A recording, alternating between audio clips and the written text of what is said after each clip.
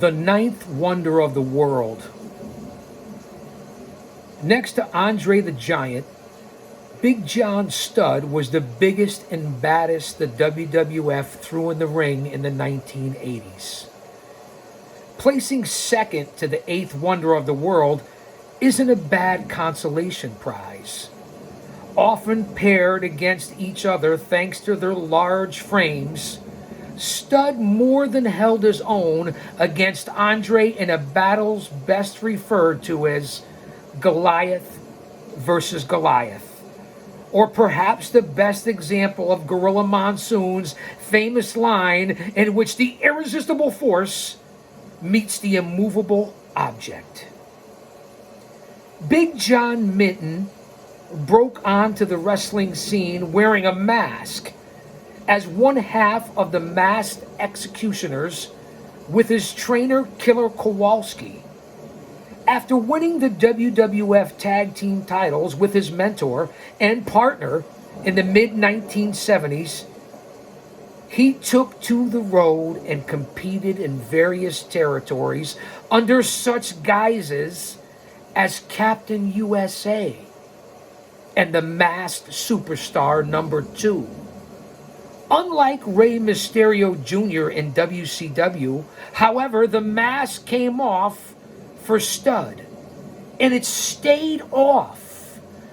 By 1982, the Grizzly Man was back with the WWF following a run in the NWA and stayed at or close to the main event status for years to come.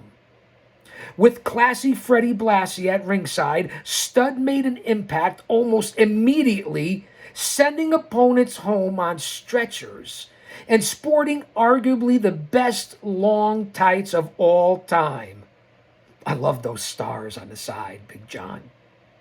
One of Studd's finest hours was a body slam challenge. Big body slam! Alexa, play Tropical Thunderstorm sounds. You see the segue there? The professionalism on this channel? Welcome back to Chaos Corner on Guardian the Chaos, the YouTube channel. One man, unique, unedited, unscripted, raw dog for you, the fans, here for another special episodic YouTube adventure of story time. Studd made an impact almost immediately, as I said, sending opponents home on stretchers. One of Studd's biggest challenges, as I said, was the Body Slam Challenge, in which he offered a 5-figure sum to any wrestler who could slam him to the mat. When Andre the Giant accepted the challenge and nearly slammed him, as Classy Freddie Blassie interceded, a popular feud was born and remained for years. What a time. Two humongous athletes, larger than life. Big men of pro wrestling. The most fuel added to the feud, say that 3 times fast, fuel to the feud, fuel to the feud, fuel to the feud. I think I just did it. Came when Studd aligned himself with Bobby the Brain Heenan. Who could forget when Studd, along with the Heenan family members, Ken Patera, cut Andre's hair after a match? Talk about history. The answer is no one. Even LJN created a new rubbery Andre figure, sans the Roseanne Barr hair. They gave in their first incarnation after the haircut into a doll. The Studd and Andre feud became the stuff of legend at WrestleMania 1, when Andre slammed him during the $15,000 Body Slam Challenge. The image of one big man slamming another is etched into wrestling minds forever. I know it is for me. And sometimes I have the brain of a dehydrated baby. Following the epic slam, Studd partnered with fellow big man King Kong Bundy to wage war against Andre. Rest in peace, Chris, but don't think I ever forgot about you giving me that receipt, Bundy. Out in Bullhead City, Arizona, on the Colorado River, Laughlin, Nevada, and then again in Las Vegas, and then here in the tri-state area. I love you, Bundy, but I'll never forget. We had quite the running feud. And I won't forget the night that we also teamed together and kicked Sergeant Slaughter's ass. That's right, Mr. USA, G.I. Joe. We kicked your ass too in New York, if you remember that. And if you don't, Slaughter, when I see you, I'll remind you. And you put me in the Cobra Clutch right here at the North Haven Fair. I think I was with Ron Zombie that night. Zombie, the independent pro wrestling legend from this area. Trained by Killer Kowalski. Managed by Jim Cornette.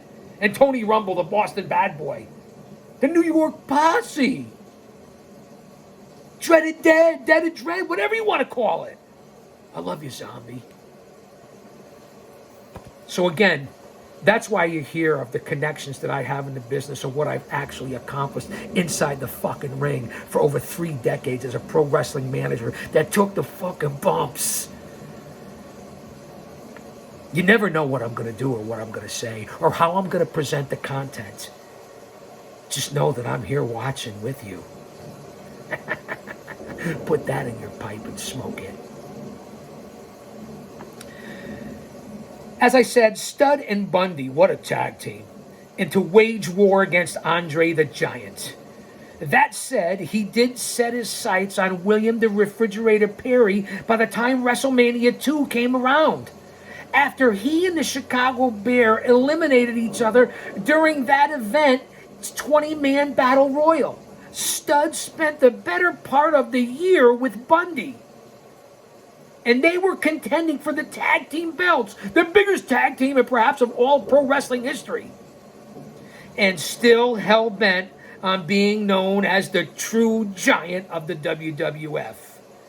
The bearded and bald tandem also waged war against the masked team known as the Machines. One half of that pair was obviously Andre the Giant. Having found a loophole at the time after being suspended for not showing up for a match against Big John. Now, does anyone ever know, or do you know, who was the other half of the Machines during this era? Obviously, Andre the Giant. The other Machine was Bueller. I know I say it all the time. This never gets old. At least for me. Bueller. The other Machine was a.k.a. the Masked Superstar, a.k.a. Axe of Demolition, a.k.a. Bill Eadie. That's why you come here.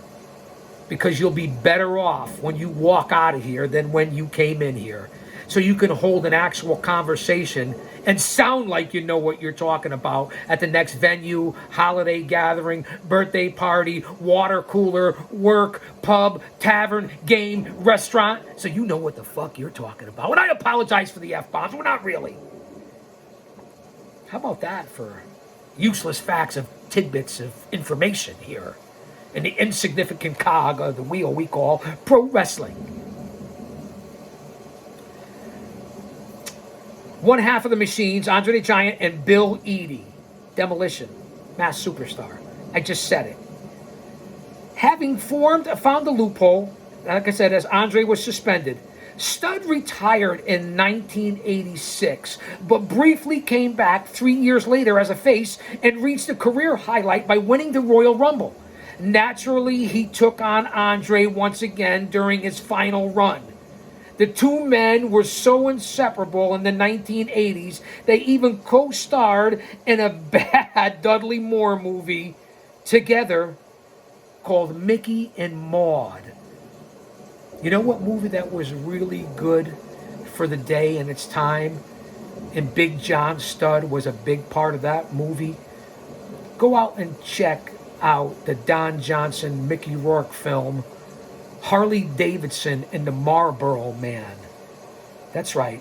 What a good movie. Harley Davidson and the Marlboro Man with Big John Studd. Heard a lot of good things about Studd. Never met him personally.